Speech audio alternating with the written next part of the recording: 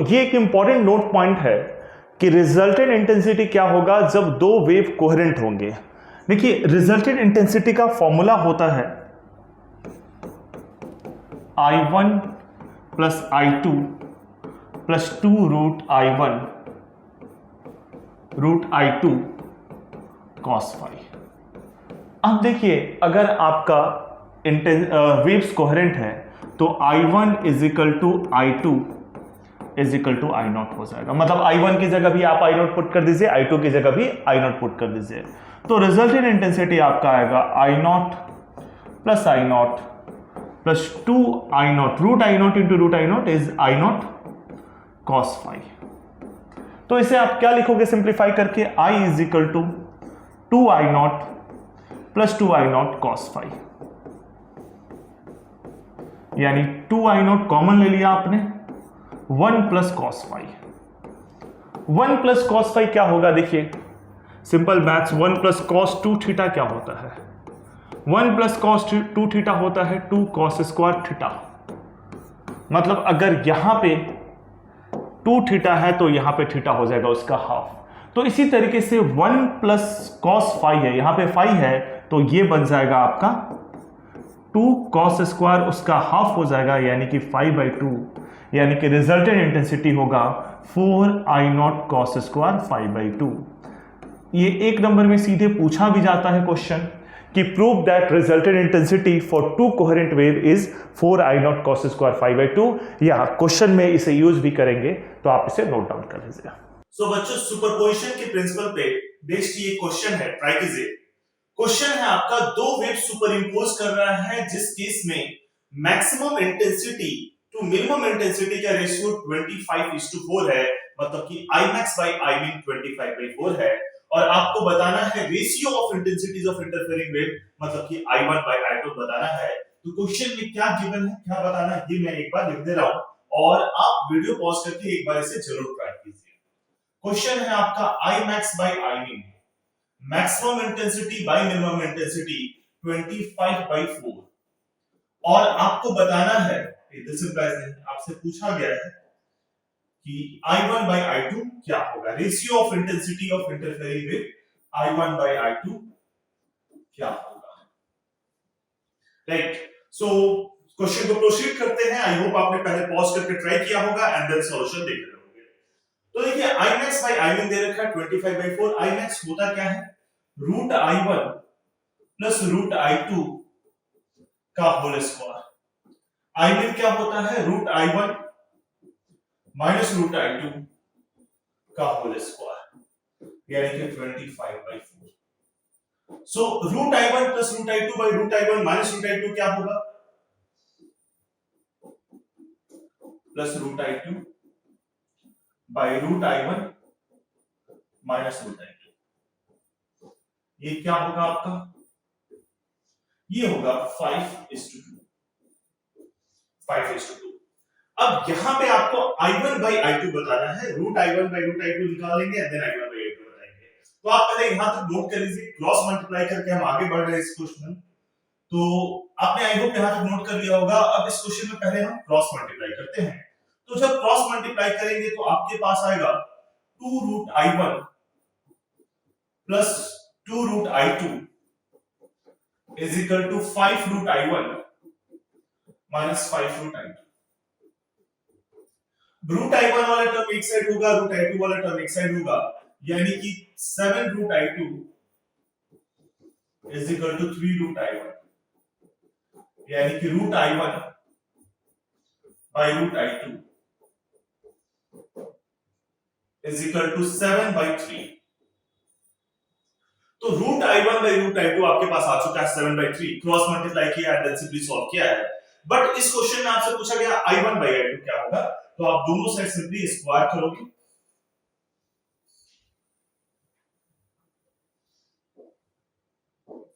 आपने root I1 by root I2 निकाले 7/3, दोनों साइड स्क्वायर करेंगे तो I1 बाय I2 ये हो जाएगा 49/9। That is your answer. So I1 by I2 होगा आपका 49/9। पॉज करके इस क्वेश्चन के आंसर को आप लिख लीजिएगा।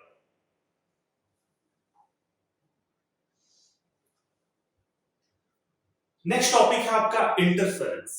देखिए इंटरफेरेंस क्या होता है, इंटरफेरेंस जैसा कि हमने समझा सुपरपोजिशन जैसा ही, बस इस केस में क्या है, आपका दोनों वेव जो सुपर इम्पोज कर रहे हैं उनका इंटेंसिटी सेम होना चाहिए, वेवलेंथ एम्पलीट्यूड सेम होना चाहिए, वेवलेंथ सेम होना चाहिए और कांस्टेंट फेज डिफरेंस होना चाहिए, और ऐसे वेव का नाम है coherent wave. So interference is basically superposition of to coherent wave. Interference is a type of superposition, but it is a superposition of two coherent wave। तो जब दो coherent wave superimpose करेंगे तो उस phenomena को हम बोलेंगे interference। So interference is defined as redistribution of energy when two coherent waves superimpose। अब coherent wave क्या होते हैं? दो ऐसे wave जिनका same amplitude, same frequency, same wavelength and constant phase difference, so that they are called coherent wave। देखिए same intensity same amplitude बात एक ही हुआ और सेम वेवलेंथ होगा तो ऑब्वियसली बात है सेम फ्रीक्वेंसी भी होगा। सो इंपॉर्टेंट पॉइंट यहाँ पे है आपका कांस्टेंट फेज डिफरेंस। ये इंपॉर्टेंट पॉइंट है और क्यों इंपॉर्टेंट है ये भी हम देखेंगे, पहले आप इसे नोट कर लीजिए। So same amplitude, same intensity, same wavelength, same frequency and constant phase difference, जो जिनके पास होगा they are called coherent wave. तो कांस्टेंट फेज डिफरेंस को अंडरलाइन कर लीजिएगा और आगे बढ़ते हैं कोहेरेंट वेव क्या होते हैं। तो देखिए कोहेरेंट वेव हमने देखा सुपरपोजिशन का ये डायग्राम है, किस तरीके से क्रिस्ट क्रिस्ट कंबाइन होकर ब्राइट बना रहा है, क्रिस्ट ट्रफ कंबाइन होकर ट्रफ ट्रफ कंबाइन होकर या क्रिस्ट ट्रफ कंबाइन होकर आपका डार्क बना रहा है, ट्रफ ट्रफ कंबाइन होकर अगेन ब्राइट बनाएगा। ठीक है, तो जब सेम एम्पलीट्यूड कॉम्बिनेशन होगा दोनों का क्रिस्ट तो ब्राइट बनेगा, दोनों का ट्रफ तो ब्राइट बनेगा, लेकिन एक का क्रिस्ट एक का ट्रफ तो डार्क बनेगा। तो ये चीज इस डायग्राम में बताया हुआ है। अब क्वेश्चन अराइज होता है कोहेरेंट वेव के बारे में हम बात कर रहे थे। तो कोहेरेंट वेव दो ऐसे वेव जिनका same amplitude, same frequency and constant phase difference. अगर कांस्टेंट फेज डिफरेंस नहीं होता है तो वो कोहेरेंट नहीं होंगे। देखिए दो अलग-अलग सोर्स, मतलब दो बल्ब आप लेते हो जो सेम कंपनी में सेम टाइम पे सेम पर्सन द्वारा बनाया गया है सेम मशीन से, मतलब सब कुछ सेम है, but they can not be coherent. दो अलग-अलग सोर्स कितना भी आइडेंटिकल हो जाए, मैंने सब कुछ सेम बोला क्योंकि आपको लगे कि बहुत ही ज्यादा आइडेंटिकल है, सेम कंपनी का बल्ब है, सेम पावर है, ऑब्वियसली बात है, और सेम प्लांट में सेम पर्सन द्वारा बनाया गया है, तो उसका फ्रीक्वेंसी सेम हो सकता है, वेवलेंथ सेम हो सकता है, बट इंटेंसिटी भी सेम हो सकता है, but they can not have same constant phase difference. They can not have constant phase difference. So they can have same amplitude, same intensity, same wavelength, same frequency, but they can not have constant phase difference. और इसकी वजह से दो अलग-अलग source कितना भी identical हो जाए वो कोहेरेंट नहीं हो सकते हैं because of constant phase difference. इसलिए मैंने कांस्टेंट फेज डिफरेंस वर्ड को अंडरलाइन करवाया था। तो क्वेश्चन है आपका, two different source however identical they are can never produce coherent wave because they cannot have constant phase difference। That is your answer, because two different source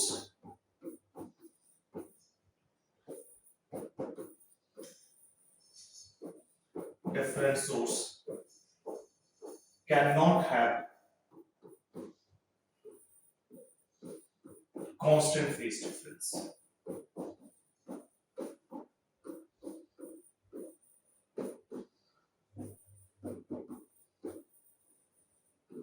क्योंकि दो अलग अलग सोर्स का कांस्टेंट फेज डिफरेंस नहीं हो सकता है, so they can not be coherent. सो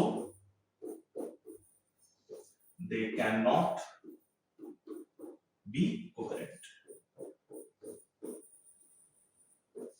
जो वर्ड कांस्टेंट फेज डिफरेंस है उसको आप अंडरलाइन कर दीजिए। आई होप आपको समझ में आ गया होगा। आगे बढ़ते हैं। अगर देखिए दो अलग अलग सोर्स कितना भी आइडेंटिकल हो कोहेरेंट नहीं हो सकता है, तो क्वेश्चन ये अराइज होता है कि फिर कोहेरेंट वेव कैसे प्रोड्यूस करेंगे। हमें दो कोहेरेंट सोर्स चाहिए तो कैसे प्रोड्यूस करेंगे, दो कोहेरेंट वेव चाहिए कैसे प्रोड्यूस करेंगे। तो देखिए अलग अलग सोर्स तो कोहेरेंट नहीं हो सकता, बट सिंगल सोर्स कोहेरेंट हो सकता है। So coherent waves are produced from a single source. कैसे प्रोड्यूस करते हैं सिंगल सोर्स से, तो दो तरीका है। पहले तो हम लिखेंगे आंसर में, coherent wave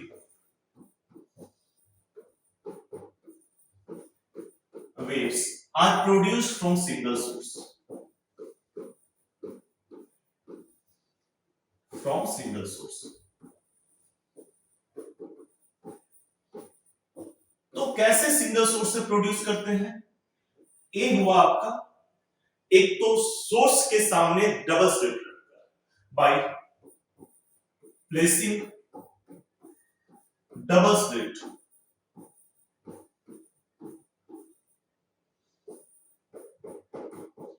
in front of source.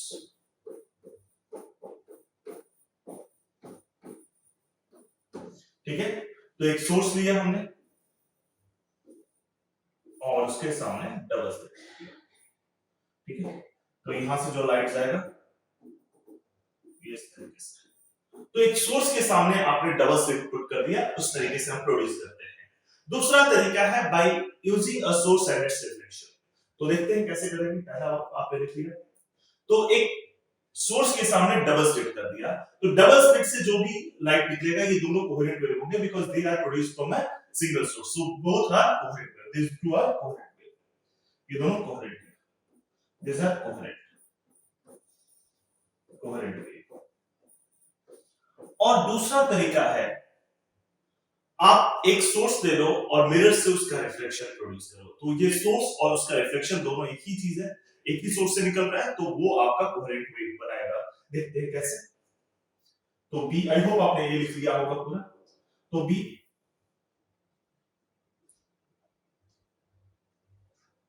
Bye source and its reflection, by source and its reflection.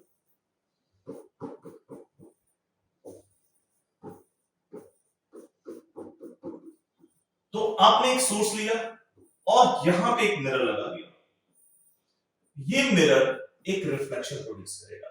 वो रिफ्लेक्शन क्या होगा? वो रिफ्लेक्शन होगा S1।